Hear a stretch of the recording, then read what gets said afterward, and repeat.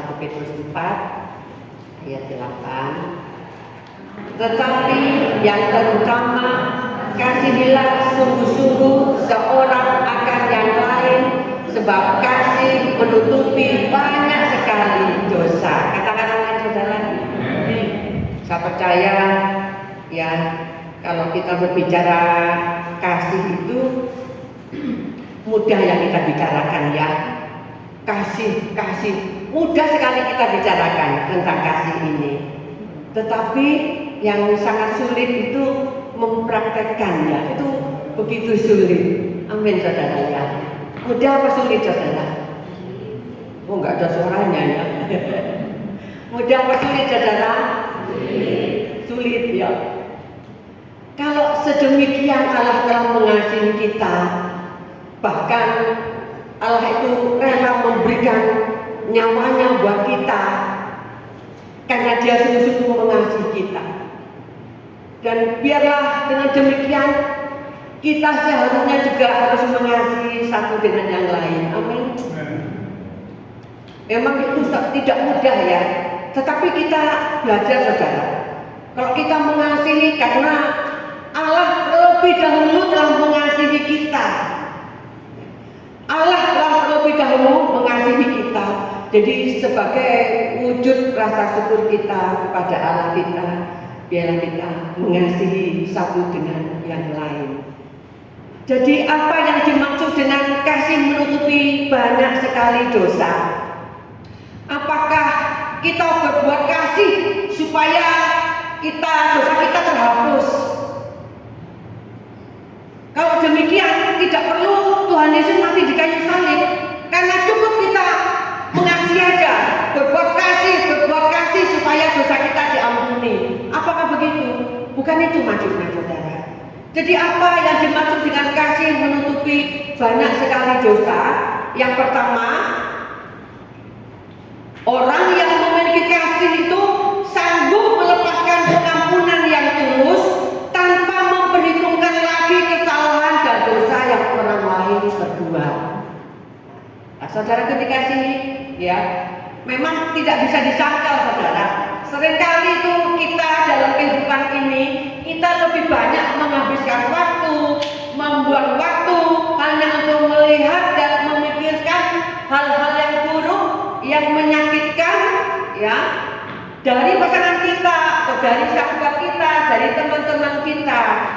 Padahal sebenarnya pada waktu yang sama sebenarnya kita bisa melihat hal-hal yang baik, hal-hal yang menyenangkan dari pasangan kita, dari sahabat kita, dari teman-teman kita.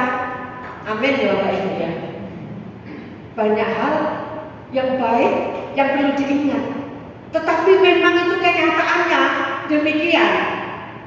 5 ya, sifat 5, 4 ini baik ya, hanya 1 saja lemahnya. Yang diingat yang mana saudara? Pasti kekurangannya meskipun hanya 1 ya kan? Tapi biarlah kita mau belajar saudara ya, di balik kelemahan seseorang itu ternyata yang punya kelebihan. Amin. Saya percaya saya punya kekurangan, saya pun juga punya kelebihan, saudara pun juga demikian. Jadi kita tidak memperhitungkan lagi kesalahan yang ada, tidak diingat-ingat lagi. Di dalam Amsal 10 ayat 12, coba ditayangkan. Amsal 10 ayat 12. Kebencian menimbulkan pertengkaran, tetapi kasih menutupi segala pelanggaran. Amin. Dan yang kedua saudara, kita belajar ya, tempatkan kasih sebagai prioritas utama ya. Dan kasih ini harus sungguh-sungguh, bukan hanya sekedar kata-kata atau perasaan semu, tetapi dengan tindakan nyata. Karena di dalam Kolose 3 ayat 13 sampai 14 kita mau baca lagi ayat ini. Sabarlah kamu seorang terhadap yang lain, dan ampunilah seorang akan yang lain apabila yang seorang menaruh dendam terhadap yang lain, sama seperti Tuhan telah mengampuni kamu, kamu perbuat jugalah demikian. Dan di atas semuanya itu, kenakanlah sebagai pengikat yang mempersatukan dan menyempurnakan. Katakan amin, saudara. Jadi di dalam pelayanan ini, saudara, meskipun kita sama-sama percaya Yesus, satu tim di dalam pelayanan, ya, kita juga bisa mengalami bentrok, bisa mengalami berselisih, ya, bisa mengalami kesalahpahaman, ya. Karena di dalam melayani kita bisa salah, di dalam melayani tanpa sengaja kita juga bisa menyakiti orang lain. Itu sebabnya kita perlu kerelaan hati untuk mengampuni. Dari dulu juga ada namanya kita kalau berkumpul, tapi percayalah saudara, kalau kita mari gegeran, mari selisih paham itu, ya, pasti kasihnya tuh lebih erat lagi. Amin, saudara. Pasti itu. Percayalah saudara. Karena apa? Kasih itu Tuhan sudah tanamkan di dalam kehidupan setiap anak-anaknya, ya. Ada sifat-sifat yang menurun kasih itu, ya. Ya, saat selisih paham, ya, pasti kita balik lagi, rukun lagi, mengasihi lagi. Nah, itu yang diajarkan oleh Tuhan pada pagi hari ini kepada kita. Ayo kita mau mengasihi satu dengan yang lain. Bisa ya saudara, ya.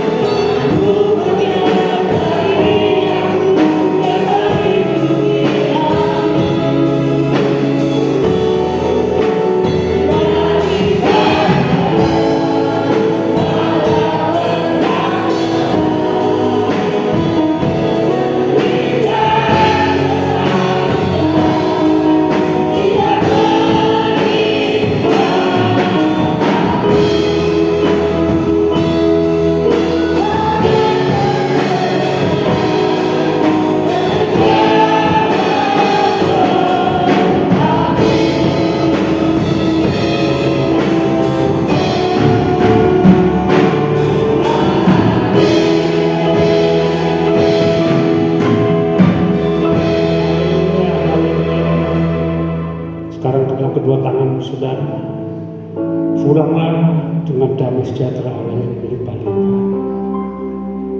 Dan berkat-berkat dan kekuatan yang berlimpah, kekuatan Allah yang berlimpah-limpah akan tetap menopang kehidupan saudara dan saya. Dan berkat-berkat jasmani yang berlimpah-limpah juga akan memelihara kehidupan saudara dan saya mulai hari ini sampai Maranatha. Semuanya kami terima dalam persekutuan dengan Allah Bapa dan Putra dan Tunggal Yesus Kristus Tuhan kita. Dan Roh Kudus menjamin saudara dan saya akan menikmati setiap janji-janji Allah. Di dalam nama Tuhan Yesus Kristus yang percaya boleh katakan